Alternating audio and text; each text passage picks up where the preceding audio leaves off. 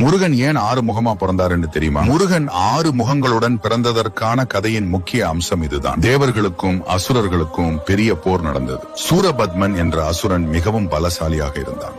அவனை யாராலும் வெல்ல முடியவில்லை. அவன் பெற்ற வரத்தின்படி அவனை அழிக்க சிவபெருமானின் மகன் மட்டுமே முடியும் என்று வரம் இருந்தது.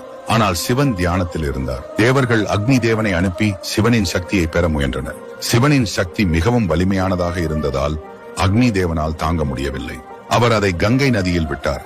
அந்த சக்தி 6 தீப்பொறிகளாக மாறியது. கார்த்திகை பெண்கள் என்ற 6 பெண்கள் இந்த தீப்பொறிகளை குழந்தைகளாக வளர்த்தனர். பின்னர் பார்வதி திரும்பி வந்து அந்த 6 குழந்தைகளையும் ஒன்றாக இணைத்தாள்.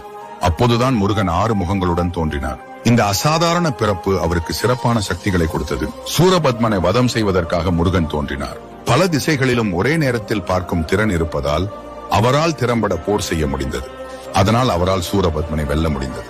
மேலும் 6 முகங்கள் என்பது ஆன்மீக அர்த்தத்தில் 6 சக்திகளையும் குறிக்கிறது. ஞானம், புரிதல், வலிமை, வீரம், அன்பு மற்றும் அருள். கதையின் முக்கியமான